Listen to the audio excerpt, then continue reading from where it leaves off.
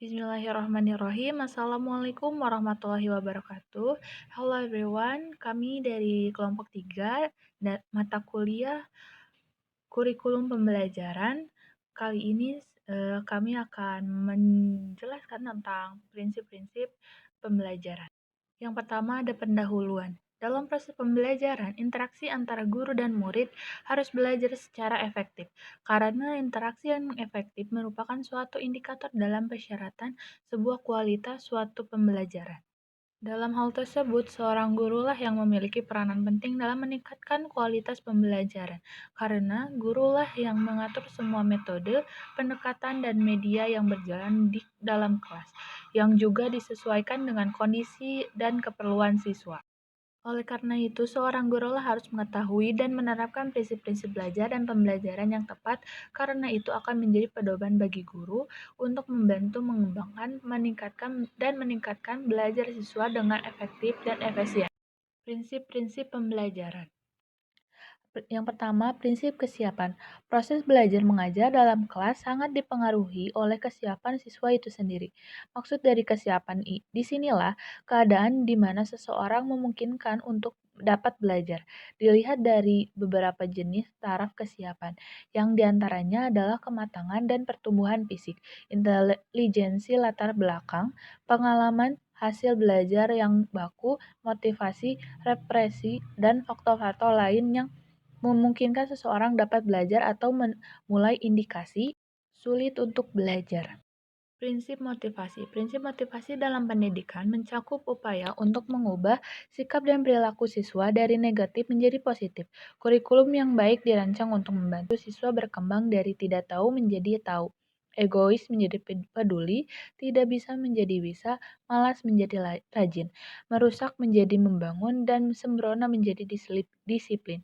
Hal ini menunjukkan bahwa motivasi dalam pendidikan tidak hanya tentang mencapai tujuan akademis, tetapi juga tentang membentuk karakter dan nilai-nilai positif dalam diri siswa. Prinsip represi dan keaktifan. Prinsip represi dan keaktifan dalam pembelajaran menekankan pentingnya pemahaman siswa terhadap materi yang diajarkan serta keterlibatan aktif mereka dalam proses pembelajaran. Represi yang baik memungkinkan siswa untuk menginterpretasikan dan memahami informasi secara tepat, sementara keaktifan mendorong siswa untuk terlibat secara langsung dan berpartisipasi aktif dalam kegiatan belajar. Kombinasi kedua prinsip ini tidak hanya meningkatkan pemahaman konseptual, tetapi juga membangun keterampilan berpikir kritis dan kreatif, sehingga menghasilkan pengalaman belajar yang lebih bermakna dan efektif.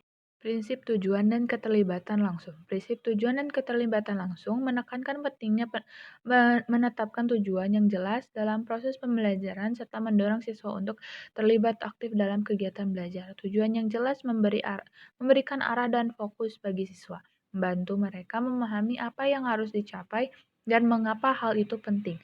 Sementara itu, keterlibatan langsung berarti siswa tidak hanya menjadi penerima pasif informasi, tetapi juga berpartisipasi secara aktif melalui diskusi, praktik, dan refleksi. Dengan demikian, pembelajaran menjadi dinamis dan efektif, memungkinkan siswa untuk membangun pemahaman yang lebih mendalam dan terintegrasi. Prinsip perbedaan individual. Prinsip perbedaan individual menekankan pentingnya mengakui dan menghargai keberagaman karakteristik setiap siswa dalam proses pembelajaran. Setiap siswa memiliki latar belakang, kemampuan, minat, dan gaya belajar yang berbeda, sehingga pendekatan pembelajaran harus disesuaikan untuk memenuhi kebutuhan individual ini. Dengan memperhatikan perbedaan individual, guru dapat menciptakan lingkungan belajar yang inklusif dan mendukung, memungkinkan setiap siswa untuk berkembang sesuai dengan potensi maksimalnya. Prinsip ini bertujuan untuk mengoptimalkan pengalaman belajar bagi setiap siswa, sehingga mereka dapat mencapai hasil belajar yang optimal dan merasa dihargai sebagai individu unik. Perbedaan individual ini berpengaruh pada cara dan hasil belajar siswa. Oleh karena itu, perbedaan individual ini harus menjadi perhatian guru dalam kegiatan pembelajaran, dengan memperhatikan tipe-tipe belajar setiap individu. Para ahli mengklasifikasi tipe belajar siswa menjadi 4 jenis, yaitu yang pertama tipe auditif, yaitu siswa yang mudah menerima pelajaran melalui pendengaran. Yang kedua ada tipe visual, yaitu siswa yang mudah menerima pelajaran melalui penglihatan. Yang ketiga, tipe motorik, yaitu siswa yang mudah menerima pelajaran melalui gerakan. Dan yang keempat ada tipe campuran, yaitu siswa yang sudah menerima pelajaran melalui penglihatan dan pendengaran. Prinsip transfer, retensi, dan tantangan. Prinsip transfer, retensi, dan tantangan dalam pembelajaran menekankan pentingnya kemampuan siswa untuk menerapkan pengetahuan yang telah dipelajari ke dalam situasi baru, atau bisa disebut transfer. Mempertahankan informasi dalam jangka waktu yang lama, yang bisa disebut retensi, dan menghadapi serta menyelesaikan masalah yang menantang, yaitu tantangan. Prinsip transfer memastikan bahwa pembelajaran tidak hanya bersifat teoritis, tetapi juga praktis dan dapat diaplikasikan dalam konteks yang berbeda. Prinsip retensi menekankan strategi pembelajaran yang membantu siswa mengingat informasi secara efektif. Sedangkan prinsip tantangan mendorong siswa untuk keluar dari zona nyaman mereka, menghadapi kesulitan dengan sikap positif, dan mengembangkan keterampilan pemecahan masalah yang kritis. Dengan menerapkan ketiga prinsip ini, pembelajaran menjadi lebih bermakna dan berdampak jangka panjang bagi perkembangan akademis dan pribadi siswa. Prinsip belajar kognitif. Belajar kognitif melibatkan proses pengenalan dan atau penemuan. Belajar kognitif mencakup asosiasi antar unsur, pembentukan konsep, penemuan masalah, dan keterampilan memecahkan masalah yang selanjutnya membentuk perilaku baru, berpikir, menalar, menilai, dan berimajinasi. Merupakan aktivitas mental yang berkaitan dengan proses belajar kognitif. Proses belajar itu dapat terjadi pada berbagai tingkat kesukaran dan menuntut berbagai aktivitas mental. Prinsip belajar afektif. Proses belajar afektif, seseorang menentukan bagaimana ia menghubungkan dirinya dengan pengalaman baru. Belajar afektif mencakup nilai emosi, dorongan, minat, dan sikap. Dalam banyak hal, siswa mungkin tidak menyadari belajar afektif. Sesungguhnya, proses belajar afektif meliputi dasar yang asli dan merupakan bentuk dari sikap, emosi, dorongan, minat, dan sikap individu. Proses belajar psikomotorik. Proses belajar psikomotorik ialah bagaimana individu menentukan ia mampu mengendalikan aktivitas ragawinya. Belajar psikomotorik yang berarti mengandung aspek mental dan fisik. Prinsip pembelajaran pengulangan, balikan, penguatan, dan evaluasi. Prinsip pembelajaran yang menekankan pentingnya ada pengulangan barangkali menjadi prinsip paling tua, seperti yang dikemukakan oleh teori psikologi daya. Menurut teori ini, bahwa belajar adalah melatih daya-daya yang ada pada manusia yang terdiri dari daya mengamati, menangkap, mengingat, menghayal, merasakan, berpikir, dan sebagainya. Dengan mengadakan pengulangan, maka daya-daya tersebut akan berkembang. Teori lain yang menekankan prinsip pengulangan adalah teori koneksionisme. Tokoh yang terkenal dari teori ini salah satunya adalah Thorndike. Dengan teorinya yang terkenal pula yaitu teori law of actions.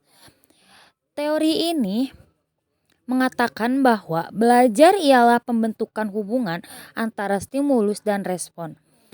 Dan pengulangan terhadap pengamalan-pengamalan itu memperbesar timbulnya respon benar. Kemudian ada teori dari psikologi conditioning response. Teori ini adalah perkembangan lebih lanjut dari teori koneksionisme yang dimotori oleh Pavlov. Teori ini mengemukakan bahwa perilaku individu dapat dikondisikan dan belajar merupakan upaya untuk perilaku individu dapat dikondisikan. Perilaku individu atau respon terhadap sesuatu. Begitu pula mengajarkan membentuk kebiasaan mengulang-ulang suatu perbuatan sehingga menjadi suatu kebiasaan dan pembiasaan yang tidak perlu selalu oleh stimulus yang sesungguhnya, tetapi dapat juga oleh stimulus penyerta. Nah, ketiga teori di atas menekankan pentingnya prinsip pengulangan dalam pembelajaran, walaupun dengan tujuan yang berbeda-beda. Teori yang pertama menekankan pengulangan untuk melatih daya-daya jiwa. Kemudian teori yang kedua dan ketiga menekankan pengulangan untuk membentuk respon yang benar dan membentuk kebiasaan. Meskipun ketiga teori ini tidak dapat dipakai untuk menerangkan semua bentuk belajar, tetapi ketiga teori ini masih dapat digunakan karena pengulangan masih relevan sebagai dasar pembelajaran. Sebab karena dalam pembelajaran masih sangat dibutuhkan pengulangan-pengulangan atau latihan-latihan. Itu karena hubungan stimulus dan respon akan bertambah erat jikalau sering digunakan dan akan berkurang bahkan hilang sama sekali bila jarang atau tidak pernah digunakan. Oleh karena itu, perlu banyak latihan, pengulangan, dan pembiasaan. Prinsip belajar dan pembelajaran yang berkaitan dengan balikan dan penguatan. Prinsip ini ditekankan oleh teori operant conditioning, yaitu law of effect, bahwa siswa akan memiliki semangat dalam belajar apabila ia mengetahui ia akan mendapatkan hasil yang baik.